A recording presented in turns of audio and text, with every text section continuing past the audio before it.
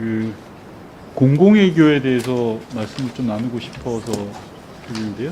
특히 미국과의 공공외교에 대해서 장관님 잘 아시니까 바이든 정부가 출범하면서 인사도 바뀌고 새로운 네트워크도 구축을 해야 되고 그리고 우리 대한민국 정부의 정책도 업데이트해야 되고 또 우선순위가 아프가니스탄이나 중국으로 밀리는 상황에서 대미 공공외교가 굉장히 중요하다고 생각하시는 데는 뭐 당연히 동의하실 거라고 생각을 하고요. 다음 페이지 넘기시면 문재인 정부 들어서 외교부의 공공외교 예산이 약 2배 가까이 늘었습니다. 2017년에는 한 200억 정도였는데 올해 한 388억 정도가 됩니다. 그 다음 페이지 보시면 미국에 대한 로비 분야의 지출 규모로 따지더라도 우리나라가 전 세계 3위권입니다. 작년까지는 한 2번째였는데 올해 역전당해서 3위인데요.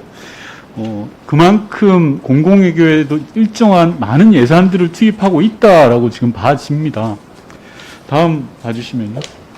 미국의 7개 언론사를 저희가 조사를 해봤습니다. 뭐 CNN, 워싱턴 포스트, 블룸버그, 뉴욕타임즈 다 조사를 했더니 그 7개 언론사에서 대한민국 관련된 이슈 어떤 부분들을 주로 보도했냐라고 봤더니 북한과 외교안보 남북관계 주제가 54% 정도를 차지합니다. 그만큼 한반도 평화 이슈에 대한 문제에 집중한다라는 거고요. 끝에 보시면 정상외교 관련된 부분이 1.5% 정도밖에 안 됩니다. 그래서 우리 정부의 정책에 대해서 보다 더 적극적인 접근이 필요하다라는 거고 본 의원이 미국 가서 미국 조화의 관계자분들을 만나더라도 한국 상황을 잘 모르십니다. 제일 문제는. 그래서 이런 부분들이 있다라는 거고요. 그런데 우리 외교부가 어느 정도로 미디어를 활용하고 있는지 저희가 한번 조사를 해봤습니다. 해외문화홍보원 자료를 가지고 지난 1년간 외교부 기관장, 공관장님들 상황을 살펴봤던 거고요. 여기 이 자료는 월스트리트 저널과 워싱턴 포스트에 보면 지난 1년 동안 한국 관련 인터뷰가 단 한 건도 없었습니다.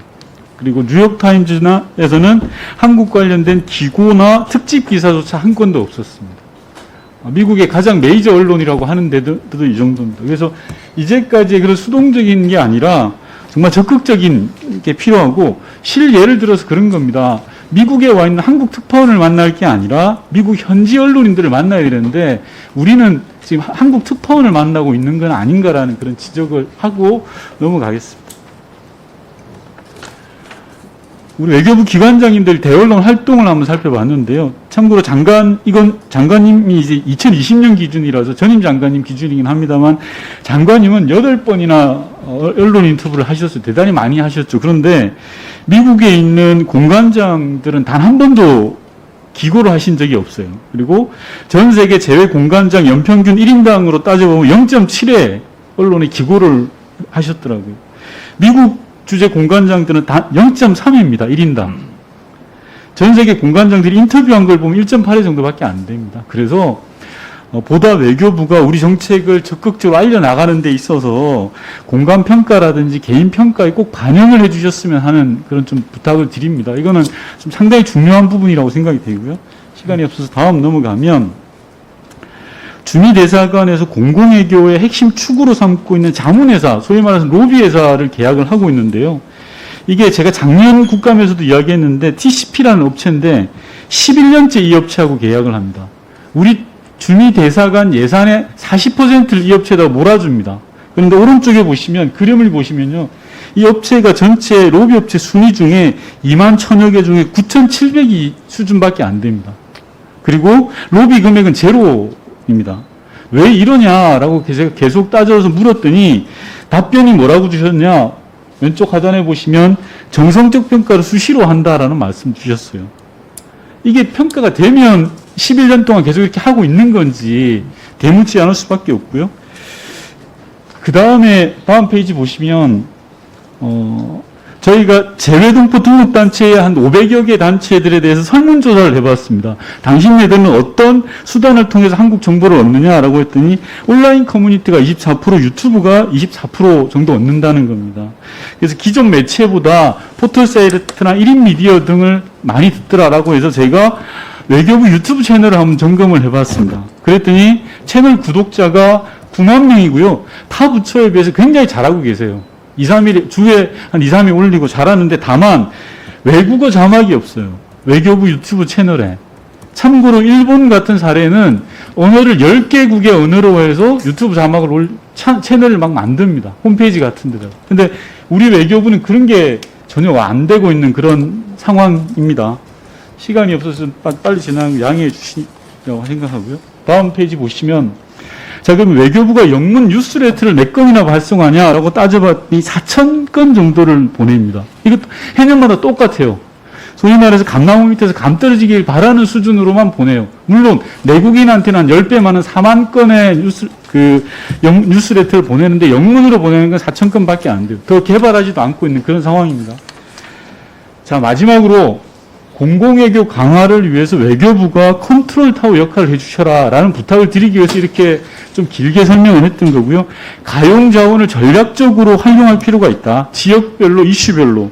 그리고 현지 미디어를 적극적으로 활용해라 라는 거고요. 선진국 위상에 맞게 했으면 좋겠다라는 건데, 다음 페이지 보시면 저희가 이런 지도를 한번 만들어 봤습니다. 이게 미국 지도인데 캘리포니아를 보면 저기 나와 있는 게 우리가 나가 있는 현지 기업들입니다. 그리고 우리가 나가 있는 현지 단체들, 재외동포 단체들, 그리고 대형 교회들, 그리고 정치인들, 우리 한인 출신 정치인들, 이런 것들이 입체적으로 가야 공공외교가 제대로 된다고 생각을 합니다. 이를 예로 바이든 대통령 그 당선인 행사 때 하림의 회장님이 초청을 받았습니다. 그건 하림 회장이 바이든 대통령 지역구에 공장을 지었기 때문에 그렇거든요. 그래서 이런 부분들이 좀 종합적으로 전략적으로 외교부에서 컨트롤 타워가 됐으면 좋겠다라는 바람을 하면서 장관님께 말씀드릴 시간을 못 드려서 죄송한데요. 좀 공공외교 전반에 대해서 장관님께서 말씀을 좀. 오늘 윤건영 위원님께서 좋은 그 아이디어를 많이 제공해 주셨는데, 공공외교가 우리 외교의 중요한 하나의 축이 되고 있는 건 분명한 사실입니다. 앞으로도 저희가 공공외교 대사도 있고 그런 팀을 갖고 있습니다만, 또 외교부 유튜브도 최근에 새로 시작하고 했습니다. 계속 지금 위원님 말씀하신 대로 관심을 갖고 오늘 위원님이 지적하고 제시해 준 방향으로 노력하도록 그렇게 하겠습니다. 그 TCP 거는 제가 한번 챙겨보도록 하겠습니다. 네.